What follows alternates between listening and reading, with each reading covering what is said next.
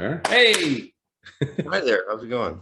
good man. We start get our stuff squared away here. We're now joined by Jerk Josh. How are you, Yes. man? I'm good. How are you? Good, good. Thanks for coming aboard with us.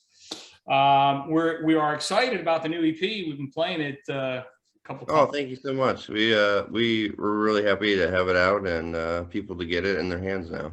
Cool, man. So tell us a little bit about this EP. This is your second release, third release? Third. Yes, it's the second release. We did have like a little split we did like a couple years ago, but we didn't promote it that well, and we're planning on like hopefully after full length in the mix that we'll probably put that one back out and redo something with it. Oh, okay, cool. All right. And thank you to the guys at Mom's Basement Records for hooking us up. I appreciate Oh it. yeah, for sure. Yeah. So, and I see you guys been playing some shows around. Yeah, we're pretty busy until till 2023. Oh, cool, cool. So where you guys at now? Right. So we just this last Friday we played our record release party for Welcome to Sleepaway Camp record release. We just played. It was a really good show, and we sold a lot of records. We sold out of the red vinyl, so we have to get some more vinyl from MBR. Okay. But this Thursday we're leaving for a 25-day show tour. So Cool. Where you guys heading? we're starting in Phoenix and working through our way through the South, through Texas, up all the way up to Alabama into the Midwest, and then up to Philly and back. Oh, when are you going to be in Philly? No Jersey shows, though. It's July 15th. All right, cool. I'll try to get there if I can. I'm actually going to be in Vegas. Oh, right on. And I come back on the 12th. Seeing the Circle Jerks on the 13th, and I got to find. I think I got something on the 16th. So if I can get out there, because we're only like an hour and 15 minutes from Philly. So. All right. Yeah. You know what? I take that back. I think it's in Wilmington actually. Oh, okay. And I think it's I'm looking at. I think it's the 16th. Oh, okay. All right. Cool. All right. So, and are you touring with anyone? Who you guys? No, it's just us. We never really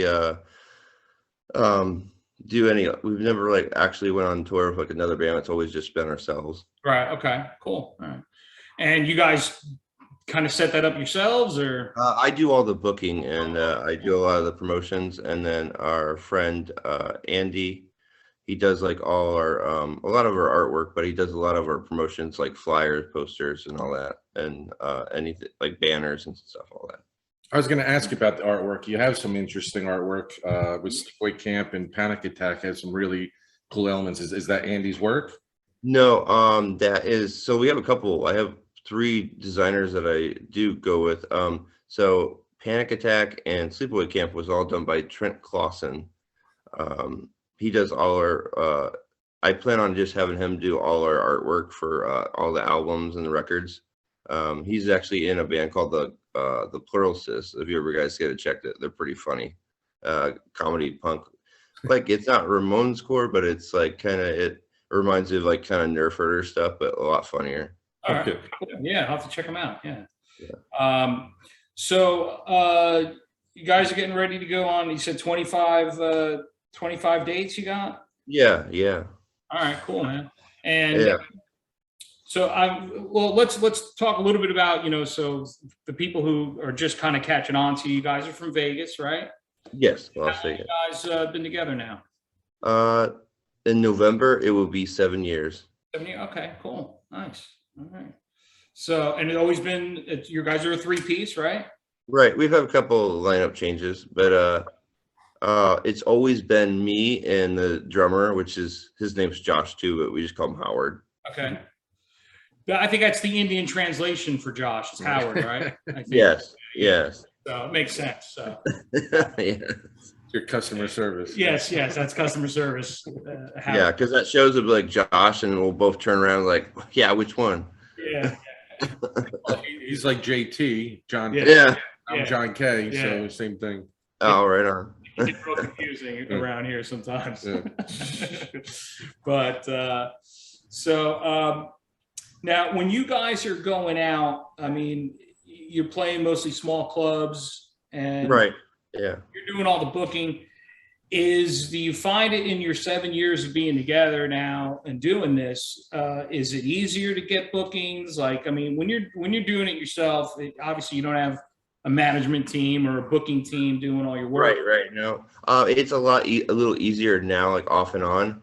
I've met so many people through, connecting like on a Facebook group or off and on. Like these last couple tours, I've got a lot of hookups. Like Joe from the Queers, it's like he's gave me stuff or like put word in for me to get into a club that I've been trying to get into or something. Okay, yeah.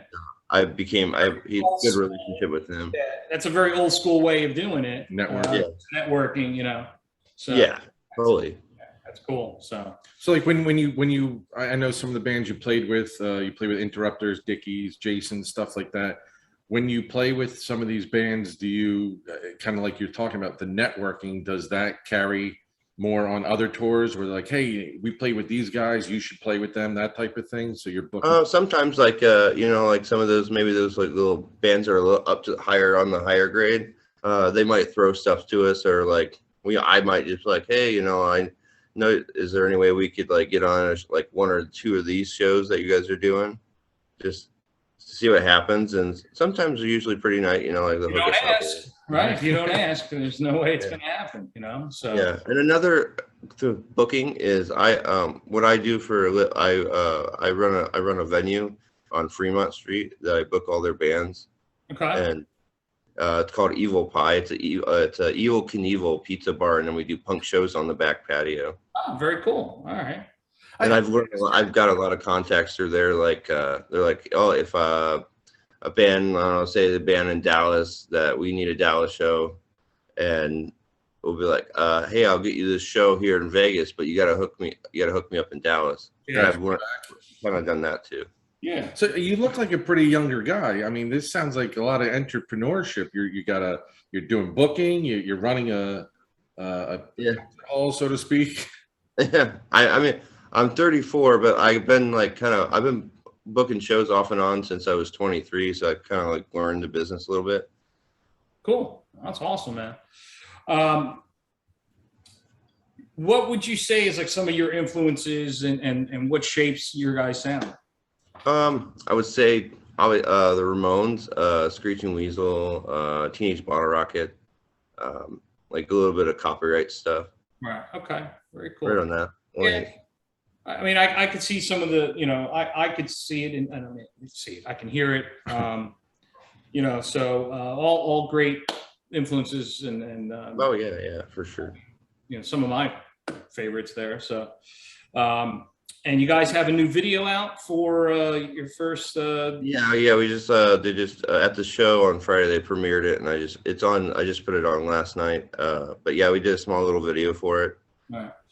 And I taken, so it's kind of clipped together from the clips from the movie. Yeah. Movie. What movie is this? Sleepaway Camp. So it's like it was the 80s like slasher, like kind of like rip off of like Friday the 13th kind of idea. Did you ever seen that one? Of course. Come on. Who are you talking to? It's a classic, and the ending is just like, oh, that's fucking weird, but that's cool at the same time. Yeah, he's Sergeant Slasher, so any kind of slasher film. Yeah. So I'm a big like a horror fan, and like I just every so often we write a horror song or something to do with the horror theme. Yeah, I'm more into like romantic comedies, feel good stuff. He cries at the Notebook. Come on. I've never seen The Notebook. Dude, you have it on Laserdisc. Are you kidding me? But like I do a metal show as well. My girlfriend and I, we do Metal Faction, and we've been doing a horror movie Sweet 16 type thing. So we've been I love it. in voting. So this week it's Evil Dead 2 versus Hostel. So Oh, nice. I love my horror. He wants me to watch Santa Sleigh. I don't know. Did you watch it yet? I downloaded it. I haven't watched it yet. It's All on my right. to-do list. Dude, Goldberg's in it, man. Okay. All right. Man. Yeah, This guy was an awesome wrestler. So Can't go wrong with that. can't go wrong with Goldberg, dude. I mean, he's even good in what's he in? The Goldbergs, the TV show. Right. I've only watched so many episodes, but I do like that show. It's pretty good. Yeah. I haven't watched it in a while. I'm not caught up anything, but when I'm up at 4 a.m. because I can't sleep, it seems to be on. So Yeah, just go for it. so yeah, got to do that. So I got to ask about the band name. Did you guys, was it jerk, asshole, douchebag? Did you pick up? I don't know. I just always I liked the whole jerk thing, and then I liked when the band Off did the exclamation, so that's kind of wanted to do that.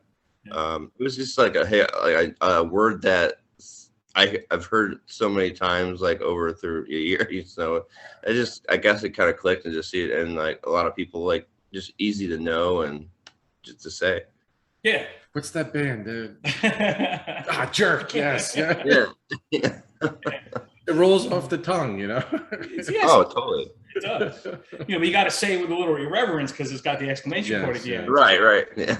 If you say jerk. Jerk. No, Who's no, that? it's like, Jerk. Oh, damn. exactly. Yeah.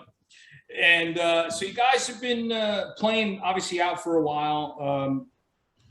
What do you see differences now post-COVID to pre-COVID? I mean, it's obviously COVID's like kind of like put people back or bands back within the last 2 years, 3 years. It's really different, but we've learned that I feel like it's starting to get back to like where it was with touring and shows and stuff, but there is still that scare. Like our last tour we did was the end of April into the middle of May, so it was like 3-week tour. And we had to cancel our last 6 shows because the drummer, he got COVID, and we had to drive from Columbus, Ohio, all the way back to Los Oh, shit. Okay. Yeah. That's no fun. Yeah, that's a shame, man. That's a shame. People don't realize how many $30 or $50 made nights that you just lost. It's kind of sucks, man. That's unfortunate. So, did we lose you there, Josh? Okay, here. Yeah, I couldn't hear it. I was like, I'm trying to figure out what was going on. We actually weren't Some talking. bullshit. We were He just was- moving our yeah, lips. We were just moving our lips We're just to try to miming. throw you off, Okay, I was like, yeah, I couldn't hear you. So as the crowds are starting to come back and you see that, Yes. are you kind of where you expect to be right now at this point? I think so. I mean, I would say before COVID, we were kind of just like, doing whatever we could. But now I think we've got to the point where we're going to actually go ahead and go a little further and harder. Right. So like we got a couple more, like every year we would do like 3 or 4 tours. And then we would try to want to record songs here and there or figure out some other, but like this, I would say this year and the next year, we plan on hitting it harder, and we're talking to a couple of booking agents so we can get on some bigger tours, Right. so we can do more time. Good, man. Now you did punk rock bowling, right? Yeah, we played punk rock bowling in 2021. We played on Friday. We played on the Monster stage. It's like a smaller stage. We opened up the festival that day at like 1:30. Very cool. Yeah. So how do you get involved with that? Do they approach you, or do you have to? I've been emailing them for like almost 4 years. Right. Yeah, and then they finally got a hold of me because originally, so we were supposed to play punk rock bowling in 2020 with a club show with like Andrew WK at the Bunkhouse, and that would have been cool. But they got canceled because of COVID. And then a little bit before they were going to be announcing things back up, they hit us up and was like, "Hey, we don't have any club shows like put up together, which we can have them, but if we can offer you the festival stage." I was like, I'd rather play the festival off. I'll just say it so I can say I did it, Right. Yeah. And I think, as a local band, when they put you on those stages, and they put you up so early. I mean, I've been to punk rock bowling before in Vegas, and what I noticed was it definitely, even with the earlier bands, there's still a lot of people there. Oh yeah, I mean, I think we played in front of like at least like I would say 60 to 80 people at 1:30. Right. Yeah.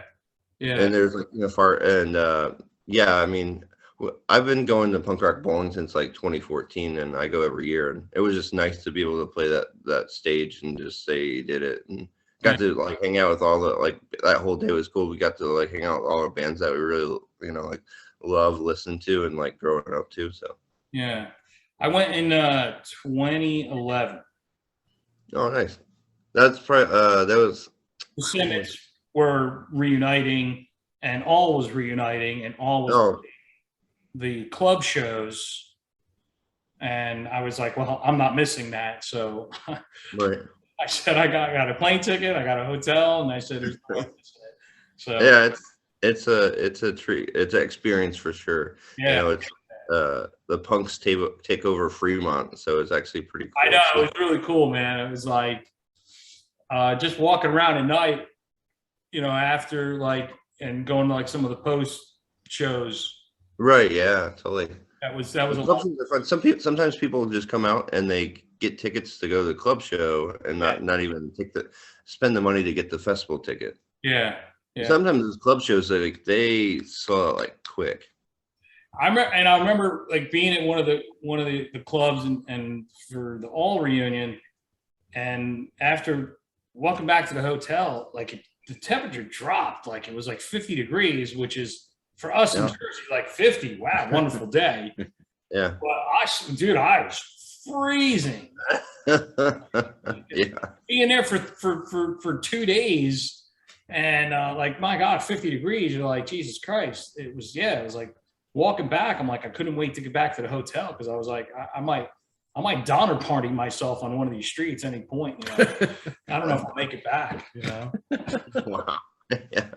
I'm gonna eat you. Jesus Christ.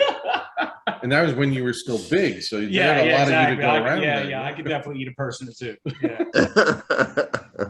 But so when your songwriting process is a joint collaboration? Do you do most of the writing?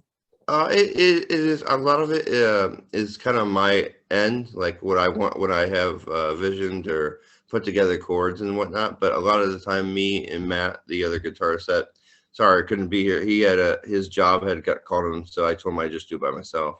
But a lot of the time, me and Matt will put stuff together, and then Howard will put the drum beats and get the techniques for all that. And but it is a process together, all as one.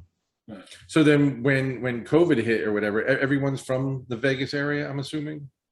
Not originally, but we all live here. Live like very close to each other. So like originally I moved here to Vegas in 2015 from Indiana, and Josh Howard, he moved to Vegas. I think like he's lived in Vegas like over 20 years, but he's from Kentucky. And then Matt's originally from Riverside, California area. But yeah, we all live here. They've all lived here longer than I have. So the writing process didn't really get hampered by COVID, since you guys are all kind of local to each other. No, like the Welcome to Sleepaway Camp EP, we wrote that during COVID and recorded it and everything, and then but it took so long to get it out because we had to. John from Mom's Basement Records had to like find like a plant, and he found one like in Italy, and it took forever just to get it, but it took about a year. Wow. Damn. What so you said that you guys are kind of going a little bit harder now.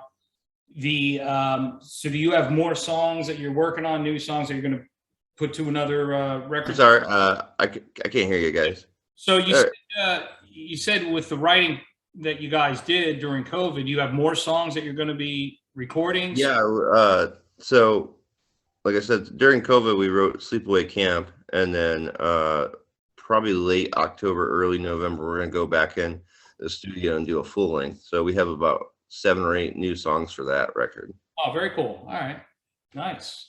So we just keep it going. Let us know, keep up with us so we can. Oh yeah, totally. Yeah. If we want to, Since we just caught on to you guys, I just, for me, I just research a lot of music, and I luckily came across you guys in talking with the guys from Moms. And, John, yeah.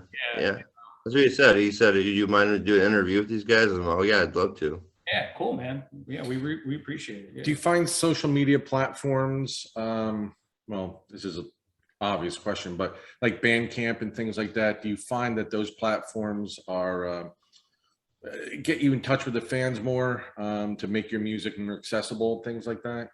I do totally. I think from like Instagram to Facebook to Bandcamp or Spotify, like I think it's like a lot to learn from. It's easier to find bands, from one person shares this, or because there's so many times I'm on Instagram and I'm like, oh, what is that band right there? And then I click on it and I find out, I go to their info and like, okay, where's their Bandcamp or their Spotify, and go check them out. Yeah, when you put it on the random and you see, oh, they fit in our genre or whatever, you're like, okay, yeah. Yeah, so totally. That way. Yeah. Like let's say like back in like the early 90s or 80s, you had to always like, obviously I wasn't around. I was born in 87, but phone you had phone call to like get a show or book a show or whatnot. You had to go out and see the stuff. Like you can't find it. There was no internet or anything. No, it was tape trading. It was tape trading. Do it yourself. It was really, hit the street, trying to get hooked up with the right people that could hook you up. Right. And it was so different back then because I played in a lot of bands, especially the late 80s and mid 90s and stuff. It was the shows were there was a better, the scene was a little bit better in the sense that you went to shows. It was tight. It was, all of this band's friends, but they stayed the whole night. Yeah. Right. It's something different I run into. Yeah, as soon as their friend's band is done, everyone leaves. So it's I see that too. Like I learned, I see that a lot here. But when I lived in Indiana, a lot of the shows I went to, a lot of people I knew they would come up for the first band and stay till the end. But here it's like, well, my friend's band's playing, and then I'm going to go see Smo Joe, and you go fuck yourself. Right. Exactly. Yeah. Exactly. Yeah. That was the unfortunate. Like if we played last, there was a good chance we were just playing to our friends and maybe 10 other people, and it was like, it's kind of disappointing. Yeah. Sometimes you even just like you play the bartender and that's it. Oh yeah, I got that. So we're playing in Manhattan. We're playing in New York City one night, and we get there. The band that asked us to come play, they never showed up. Oh God. No one showed up. So, but we had already like emptied our put our equipment up on stage. So we said, well, let's just practice. It was my wife, her friend, the bartender, and the guy working the door. Yeah. I was like, well, we're playing to these 4 people then, because I drove 2 hours and we already unloaded everything. So I'm going to set up and play because, What the hell now? Wife threw you off the stage, probably. No, she threw her panties up on stage. All right. So yes, at this point, listen, let's ask some fun questions. So at this point in touring, hotels or whoever lets you sleep at their house? Mostly whoever lets us crash at their place, and a lot of the time the van, but off and on if we're like, hey man, I gotta get a shower and my back is killing me, can like we get a hotel? Then yes, we do. Right. Okay. If you could be in any band, we always ask this, you could be playing bass or in any band, what would you pick? It could be old, new, whatever. I would say if they were still actual current, it would be Riverdale's. Okay. Interesting. Okay. Nice. Yeah. I've always liked them since I was like about 14 or 15, and right. So that kind of like one of the first like kind of punk bands you got into? Yeah, like I mean, I started listening to like stuff like got into the Misfits and like the Clash and like the Ramones for sure. But like after I was starting to listen, I was getting more in like 90s pop punk stuff. Okay. And that was one of the first bands that really clicked into me that I really liked. Yeah. Yeah. I like a lot of their stuff. They're, you know, They put out great stuff, and yeah. it's just like it sucks because Dan and Ben they'll never get along, and Right. it sucks to not see him. But I would love to see him as a reunion, but it'll never happen because they just Listen, Is that like an Oasis thing? if Jerry Only and Glenn Danzig could get back Yeah. together, you never know, right? Never say I no. don't know. Sometimes some guys are just like their pride is too high, and they're like, no, I'm not budging.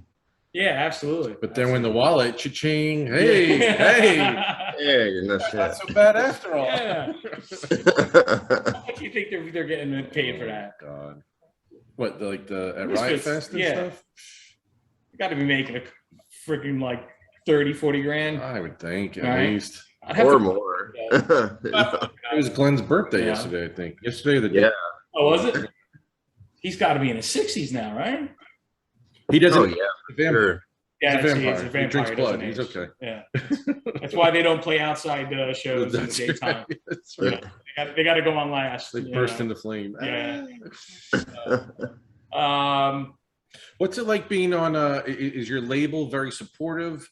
Do they try to control you, micromanage, or are they just like, hey, have at it type thing? More of a have at it kind of thing. John does really good with the label. All his bands, he backs them a lot, does the best that he can. And we love Mom's Basement Records, and we're very happy to be there. And that. Crap, we lost you. Hold on. Why are we losing? Hold on, we lost sound.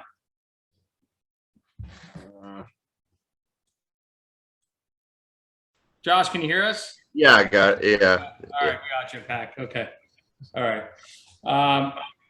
So yeah, I think I think the group of bands that Moms has now, there's like a real nice eclectic mix.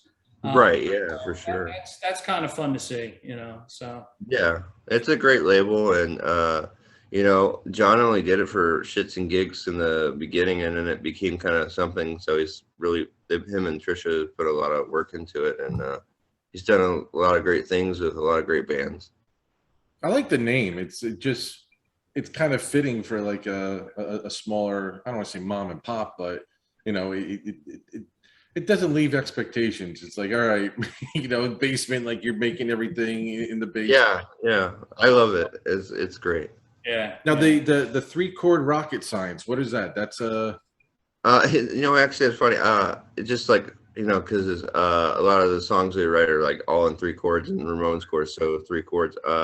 A friend of ours that does our merch, he put out this. That was I don't know, like 2010 or something. A compilation called 3-chord rocket science. So he gave me this cool compilation he did with a bunch of bands that I grew up, like all the early 90s bands like Teen Idols and the Queers and a bunch of bands like that on there. And it was called 3-chord rocket sciences. So I always use that as like not just saying hey with 3 chords. So I've always said that saying ever since I've known that.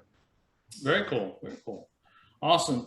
Well, listen, Josh, we really appreciate you coming on with us, and good luck on the tour. And thank you so much. Yeah, hopefully, if you ever get into the Jersey area, we'll try to We're get. planning on it. Originally, this tour we were gonna try to, but like we didn't have enough connects and stuff. So, and it was just but we do want to get up to like New Jersey and New York, Massachusetts, Connecticut, up that way. Yeah. So we'll probably There's a lot of good smaller clubs that that mostly that have like the punk nights and shit like that. So Oh, right on, yeah. Yeah. So yeah, man. Well, listen, again, thank you very much. I guess we're gonna play another jerk song for everyone, right? We're gonna do a little Sleepaway Camp, right? Yes, we are. Right on. Cool. Josh, thank you very much, man. Keep in touch. Let us know if any news, please. Oh yeah, for sure. And same for you guys. If you guys ever need anything or you just want us to see something or whatnot, we're always down to be supportive to friends and family. Cool, man. Cool. Thank you very much. Have a good Thanks, one. Josh. All Thank you right. so much. All right. Bye.